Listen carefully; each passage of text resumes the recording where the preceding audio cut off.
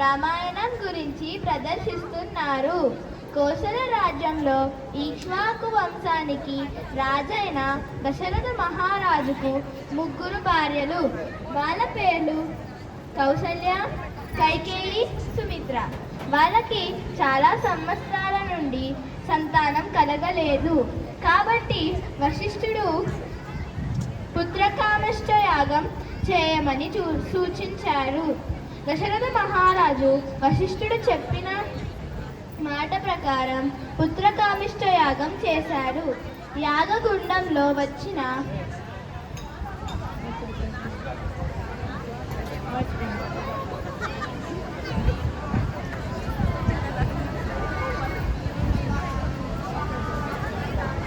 దశరథ మహారాజు వశిష్ఠుడు చెప్పిన మాట ప్రకారం పుత్రకామిష్ట యాగం చేశాడు. యాగగుండంలో వచ్చిన పాయసం పావంతు కౌసల్యకు, పావంతు కైకేయికి, అరవంతు సుమిత్రకు ఇచ్చారు. యాగ ఫలితముగా కౌసల్యకు రాముడు,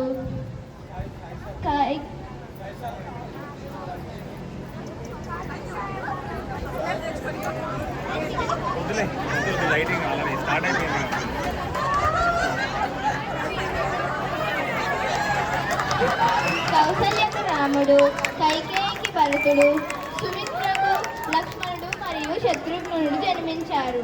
ముగ్గురు కైకేయి శ్రీరాముణ్ణి అల్లారు ముద్దుగా పెంచింది.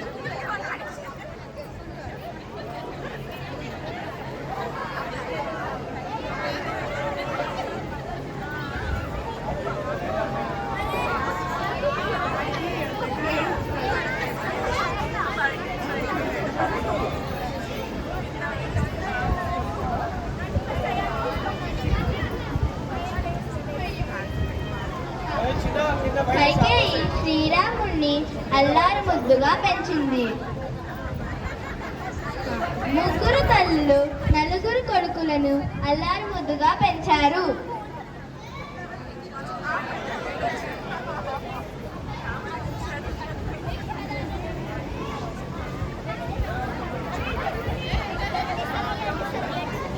విశ్వామిత్రుడు రామలక్ష్మణుని యాగ సంరక్షణ కోసం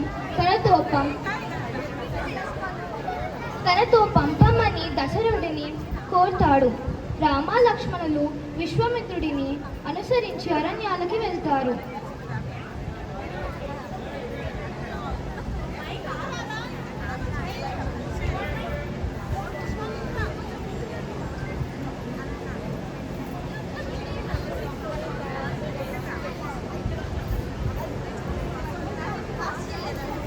యాగ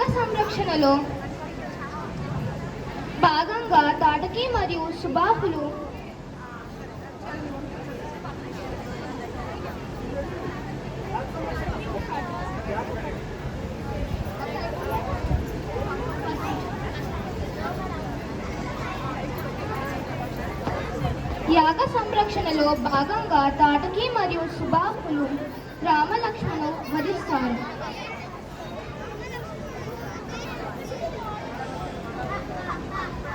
మారీచుడు పారిపోతాడు.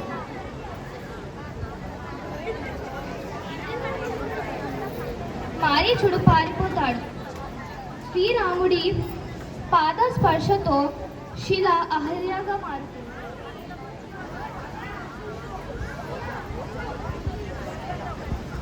శ్రీరాముడి పాద స్పర్శతో శిల అహల్యగా మారింది.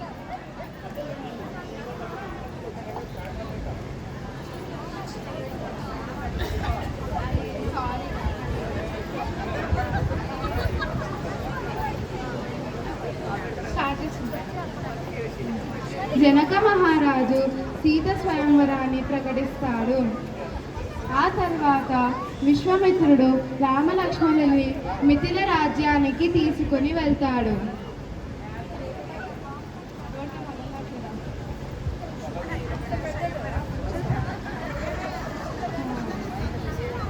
సీత స్వయంవరంలో రాముడు శివధనుసుని విరిచాడు.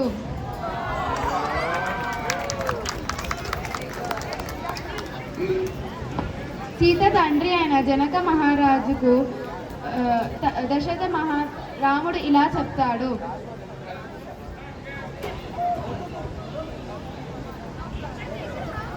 మహారాజా, మా తండ్రి అంగీకారం మీదటే నేను కళ్యాణం చేసుకుంటాను.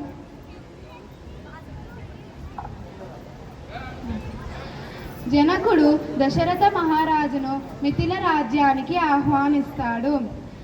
దశరథునికి యొక్క 4 కొడుకులను జనకుడి 4 కూతుర్లతో వివాహం జరుగుతుంది.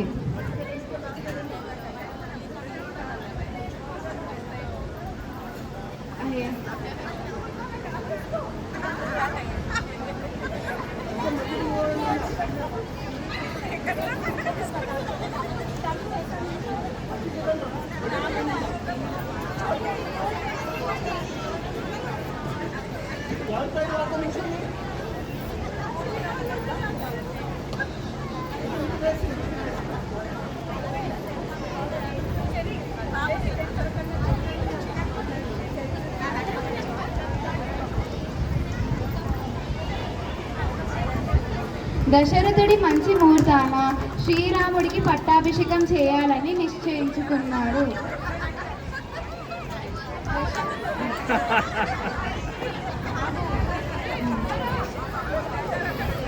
దశరథుడు మంచి ముహూర్తాన శ్రీరాముడికి పట్టాభిషేకం చేయాలని నిశ్చయించుకున్నాడు.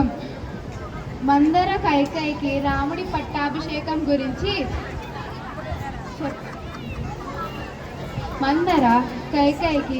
పట్టాభిషేకం గురించి చెబుతుంది. మందర మాట విని కైకేయి తనకిస్తానన్న 2 వరాలను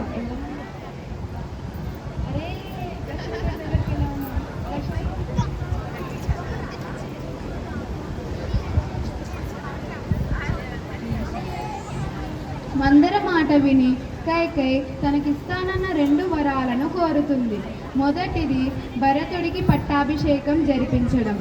రెండోది రాముడిని 14 సంవత్సరాలు వనవాసానికి పంపడం.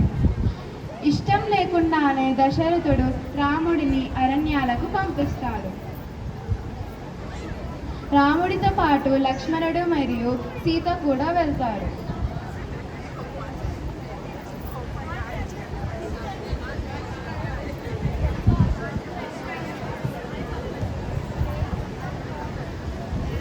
స్కిట్ ఇంతటితో కంప్లీట్ అయిందండి. మనకి అర్థం చేసుకోవాల్సిన ఇందులో మోరల్ ఏంటి అంటే, పిల్లలు ఒకటి అర్థం చేసుకోవాలి. మెయిన్గా తల్లిదండ్రులు ఏం చెప్తే అది ఫాలో అవడం. రాముడు రేపే పట్టాభిషేకం అని దశరథుడు చెప్పినప్పుడు ఆయన నార్మల్గానే ఉన్నాడు.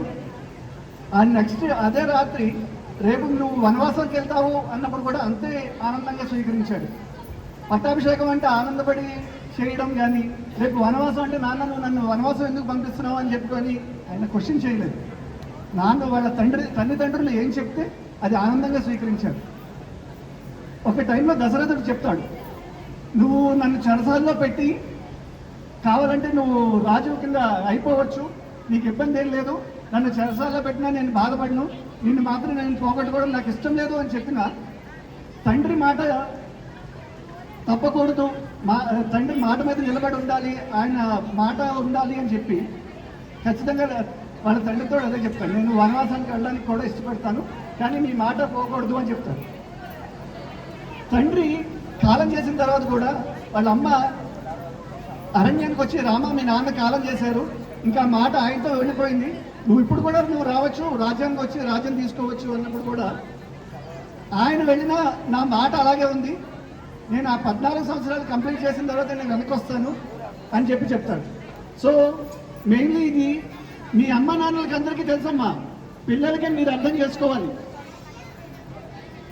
పిల్లలు ఇదంతా మీకే, మీ అమ్మ నాన్నలు వాళ్ళ అమ్మ నాన్నలు చెప్పిన మాట విన్నారు, మీరు మీ అమ్మ నాన్న చెప్పిన మాట వినాలి. ఎలా అంటే రాముడు మీకు ఆదర్శం. ఓకే, జై శ్రీరామ్.